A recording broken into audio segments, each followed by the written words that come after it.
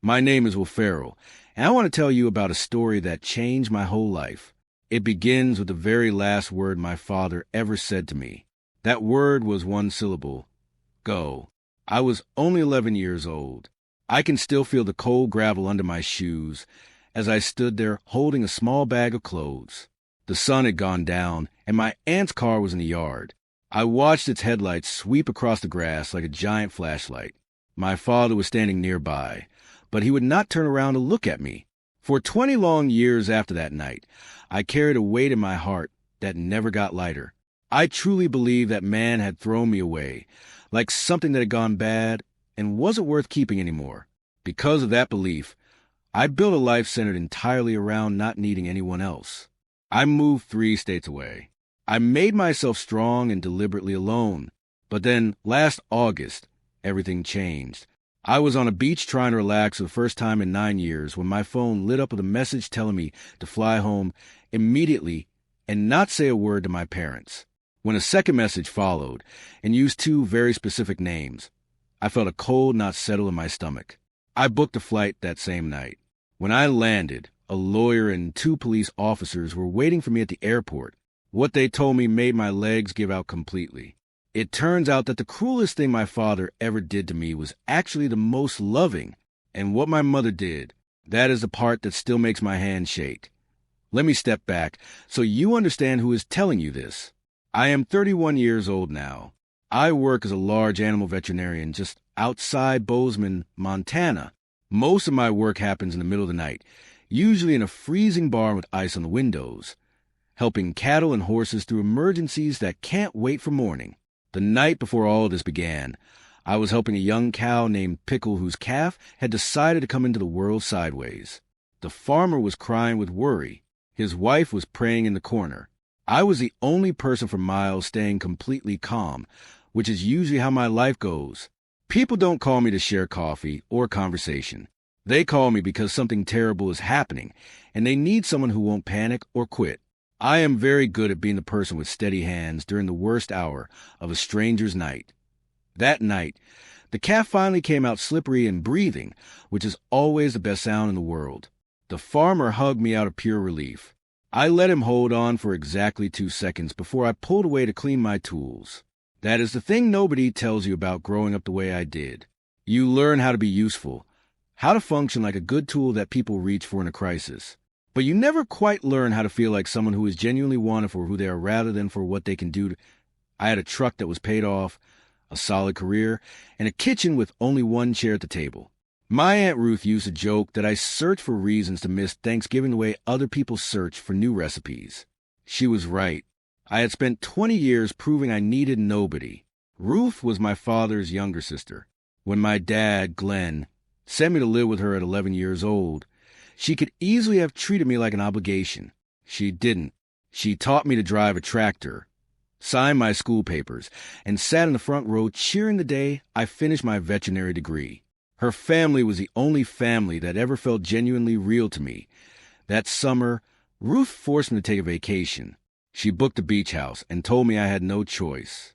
Her grown children were there with their own little ones running around the porch, which smelled like sunscreen and grilled shrimp. Even without sharing the same blood throughout, those people felt like home. On the 3rd evening, a little girl asked me when I would take her to see the famous farm in Nebraska, the one with the red barn from the old photograph on Ruth's wall. The porch went suddenly quiet. Ruth set down her tea.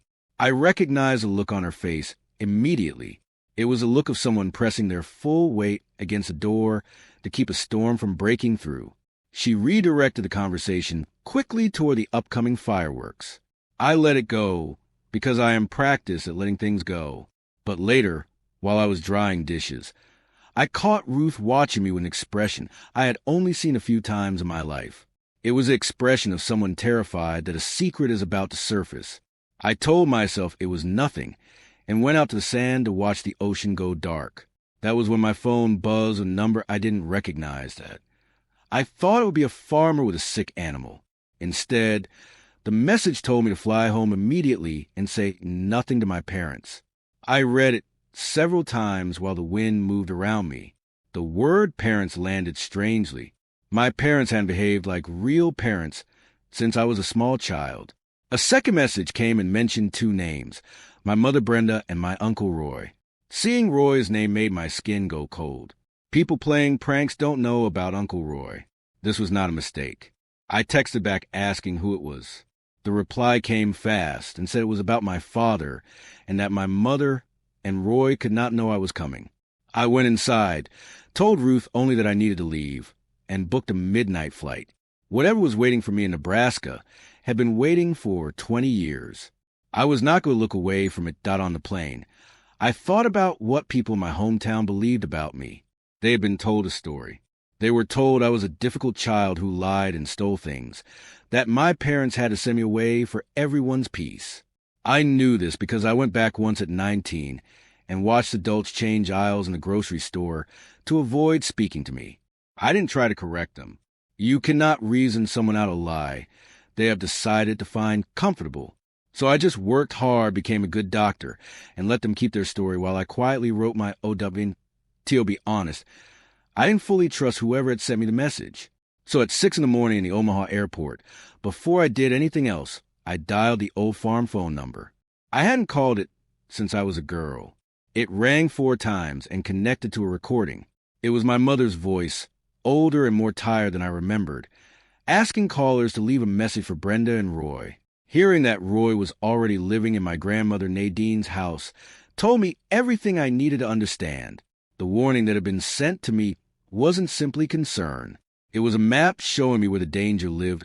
I walked toward a baggage claim and saw a man in a gray suit holding a folder and scanning faces. 2 investigators stood behind him. He spotted me immediately, which meant he had a photograph, which meant this was carefully planned. He introduced himself as Tom Beck. He had been my father's lawyer for 19 years. We went into a small private office. Tom set his folder on the table, looked directly at me, and said the one thing I was least prepared to hear. He said my father did not throw me out. I sat completely still. 20 years is a very long time to carry a belief. His words moved to me like cold water. He opened the folder. Inside was a cream-colored envelope with my name written on it in my father's handwriting. Glenn always pressed a pen so hard it nearly tore through the paper. Tom slid the envelope toward me and told me my father had passed away 6 days earlier. He had left everything to me. And the truth that had been buried for 2 decades was this. 20 years ago, my father sent me away to keep me safe that I lost consciousness briefly. I didn't faint from weakness. I fainted because the man I had spent 20 years hating had loved me the entire time, and he was gone, and I would never be able to tell him I was sorry. When I came around, a detective named Pute handed me water. I sat up on my own and told him I was ready for the full truth without softening. Tom Beck explained that he had sent the text from a private phone. He told me my mother Brenda and her brother Roy were under active investigation for stealing money that had belonged to my grandmother Nadine. They had been draining her accounts for years, using legal documents to move approximately $200,000 into their own control. As I looked through the papers, I found a date, June 18th, the summer I was 11. That was the exact night. I had come downstairs for water and found my mother and Roy at the kitchen table, bent over bank papers that belonged to my grandmother. Roy had looked up and seen me standing there. He had whispered to my father that the girl had seen. My father's face had gone white. Nobody explained anything to an 11-year-old. By the next morning, my bag was packed. My mother stood on the porch with her arms folded while the headlights came up the drive. When I asked her why I had to leave, she said something that lived in my chest for 20 years. She told me he didn't want me, and that nobody did. My father stood by the truck in his green and black work shirt with his back to me. He wouldn't turn when I called for him, not when I cried, not when the car door slammed. Go was the only word he said.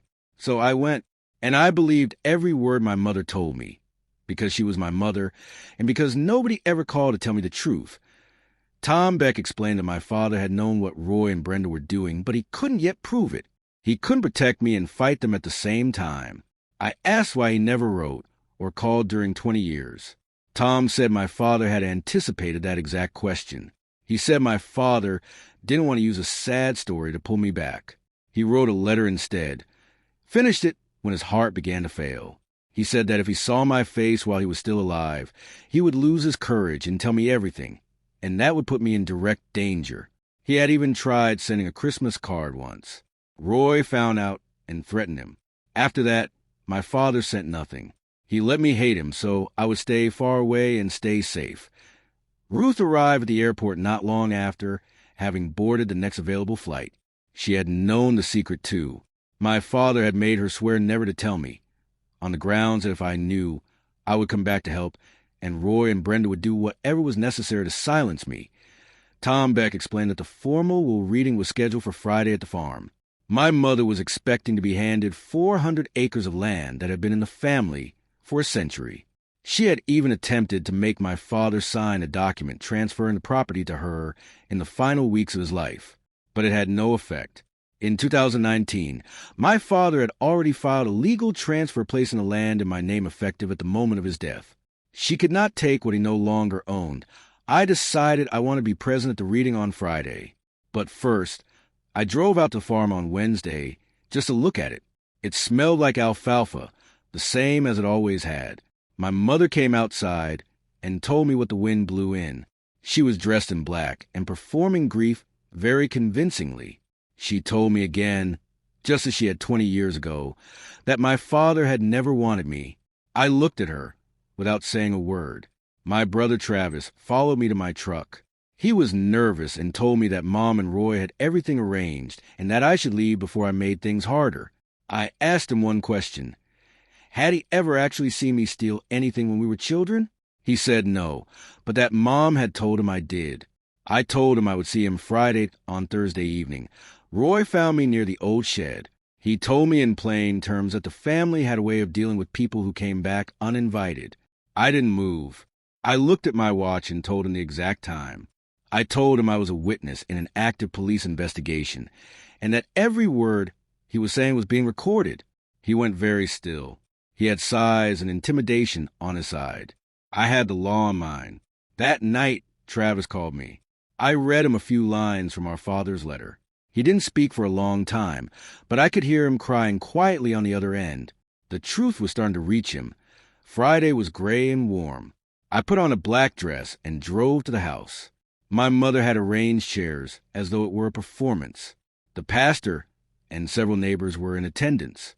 Brenda stood and told the room what a painful experience it had been to raise a daughter like me. What a thief and a liar I had been. How much it had cost the family. She was convincing. The neighbors watched her with sympathy. Then Tom Beck stood up. He didn't raise his voice. He simply read the official documents aloud. The farm was mine. The money was mine. The paper my mother had attempted to make my father sign carried no legal weight whatsoever. The room went silent. Then my mother started screaming that it was all a trick. Roy's face went dark with fury. I sat in my chair without moving. I told her clearly that my father hadn't sent me away. He had sent me to safety. I told her I knew she had been lying to me for 20 years.